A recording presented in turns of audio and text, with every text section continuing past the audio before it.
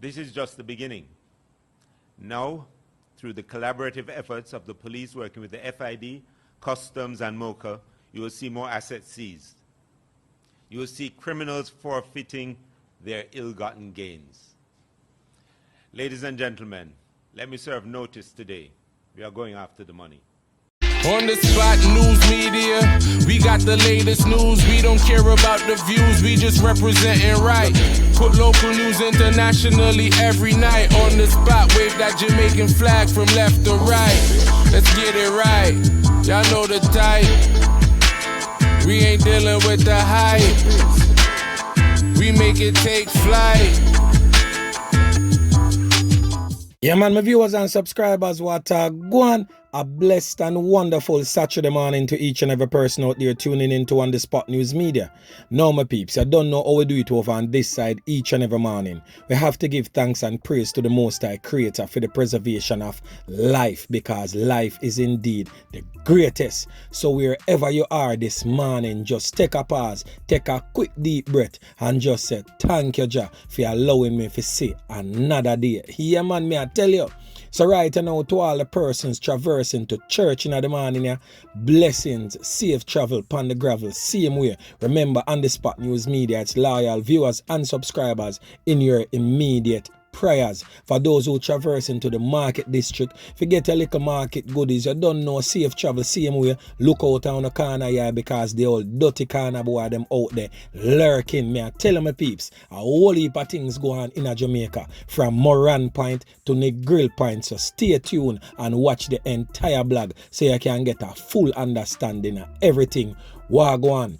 So watch this now, my peeps. We are going to talk about a knockings and clappings that resulted in a loss of life in the Kingston Western Police Division. Then we are going to move over to the Kingston Eastern Police Division and talk about a small incident we're going over there. So. Then of course, you don't know, Mobile have to make the news.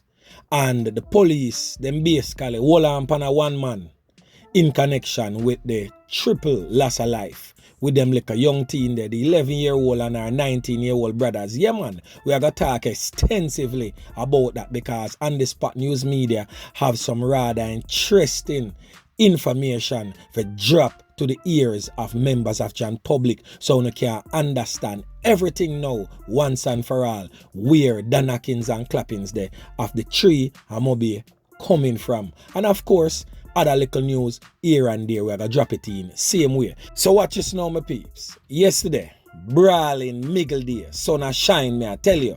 Everybody out and about and up and down in the streets of downtown Kingston. You don't know, say, yesterday a Friday, so the place well busy. And about 2:40 p.m., the old dirty corner boy, them roll up upon a brother what them call Curtis, but his correct name is Odin Thompson, right at the corner of Chestnut Lane and Spanish Town Road, and pepper him skin, me I tell you, in front of everybody. So for those who familiar with the downtown area, you see right as you approach that right turn going down Darling Street, well, on your left turn going up into Denham Town community, that is Chestnut Lane. So basically right across from Darling Street, the knockings and clappings that go on right which part one wholesale there. Yeah, man, me I tell you, the man them spread out the little man like a sheet, left him lifeless upon the ground. So now the particulars of Odin Thompson says that he's from the De La Vega city in Spanish Town, St. Catherine. So we don't understand the fullness of theme knockings and clappings yet, as me say, because that one are kind of fresh to same way. So we are going to get back to the story there in subsequent newscast. So now, down in the mother of all garrisons, you don't know from we said that, we are talking about Tivoli Gardens. Yeah, man. A little spot down there with them called Bustamante Highway. So, the complainant in this year one you know is a brother with them called Anthony Evans. But the thing about Anthony Evans, he can only move from point A to point B with the assistance of a wheelchair. Now, Mr. Evans was sitting along the Bustamante Highway on his cell phone when a lone old dirty corner boy from down in the G there walk up to him and point a pie in his directions. One of the big fat matic them man. And clap a portion to can pan him. Hitting him thrice, as we say, 3 times in him upper body. Residents we see we go on, have to rush him go to KPH to try to save him life. We don't know his present condition, but the matter is being investigated by the Denham Town Police. So you see how them boy a roll.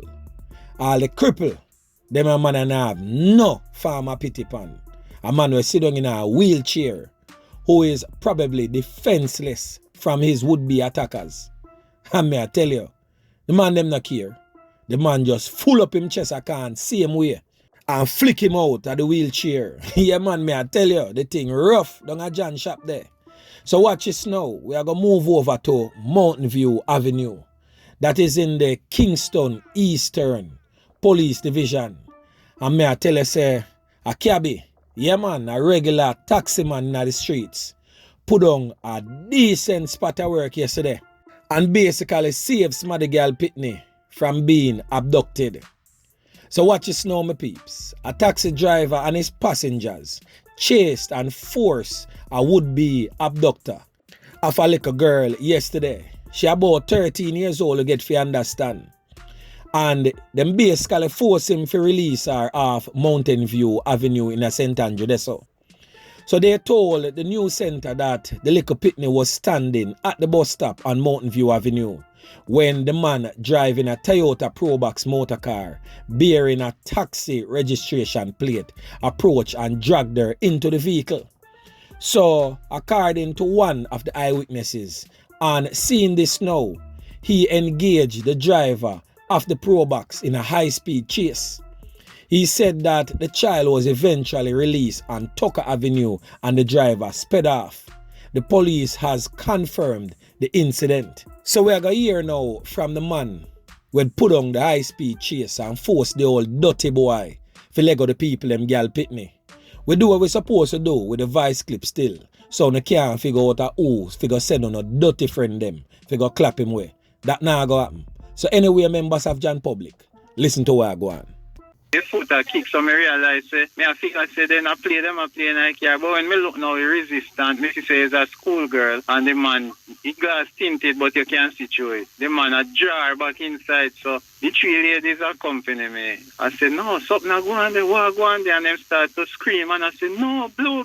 So the lady reach over and start press the hand, peep. He just jar back in her foot and shetty, and instead I go down in that lane now, him pull to the left, like nearer to the statue, and head up the road. So I just say, well, we are brave it with him if he even have guns, so we just drive out and start blow peep with him.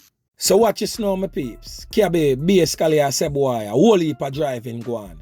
High speed chase, me I tell you, whole heap of turns and curves like him a go through Farin gully. But Cabbie say, yo, him nah let go off of the gas pedal. Him a floor it and a follow the boy anywhere him go.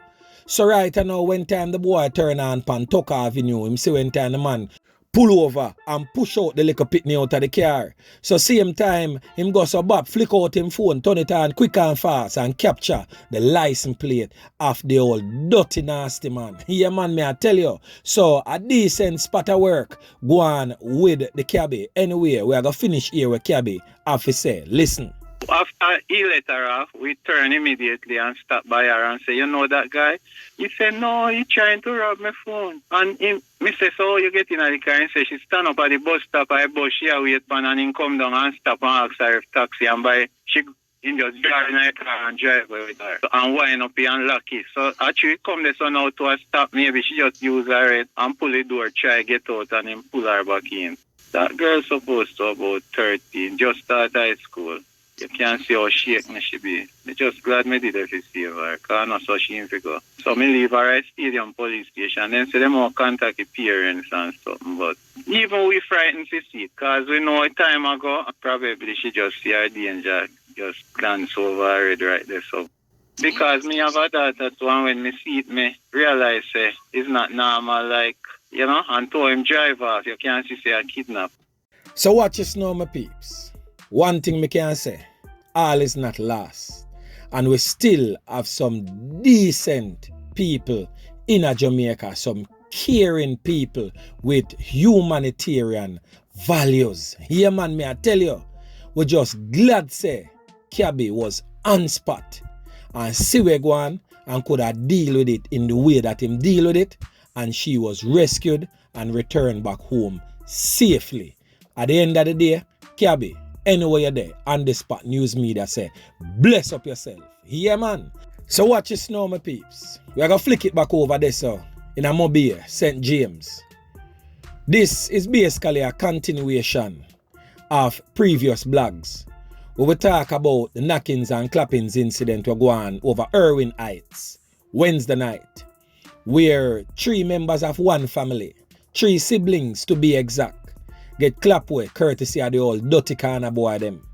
11-year-old and 19-year-old twin boys.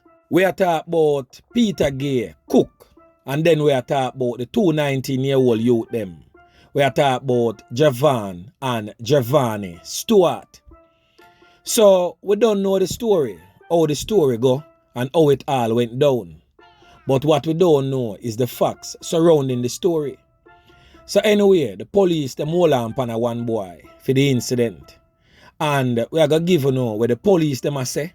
And then of course, on the spot news media, I going to bring certain information to you, the regular members of Chan Public, as it relates to that incident. Now, the Assistant Commissioner of Police in charge of Area 1, that is Mr. Chambers, said that 2 men were taken into custody basically 2 hours after the incident during a major operation launched by his team. So, I'm quoting now what the Assistant Commissioner of Police said. He said that as it is now, investigators are doing a case review while they await some forensics, but it is highly possible that the lawmen will charge these culprits for the crimes committed.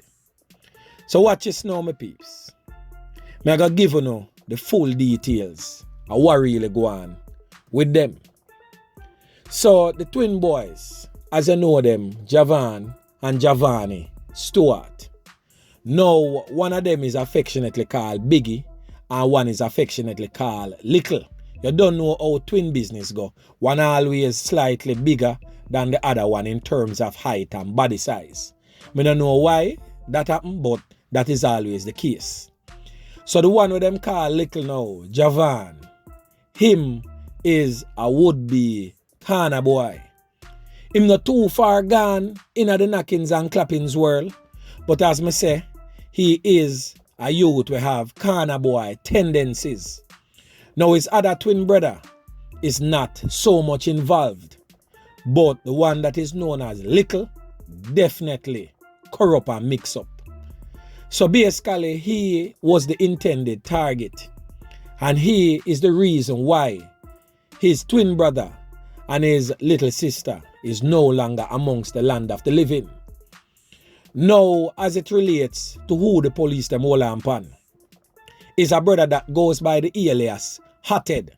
So anybody from the Irwin Heights area can definitely confirm that the old dirty corner boy with them call Hothead is definitely a key player in the Irwin Heights triple.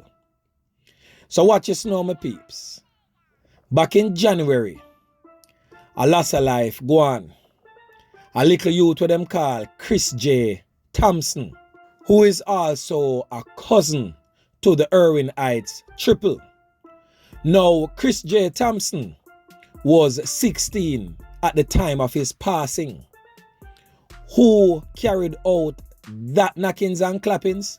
The same youth with them called Hothead.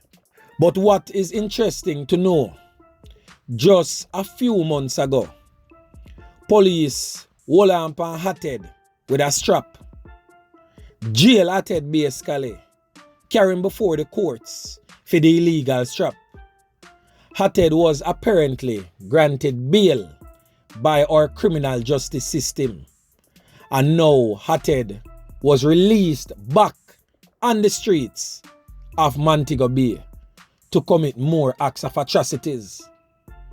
And as I just said earlier, Hothead is one of the main key players that carried out that act in Irwin Heights.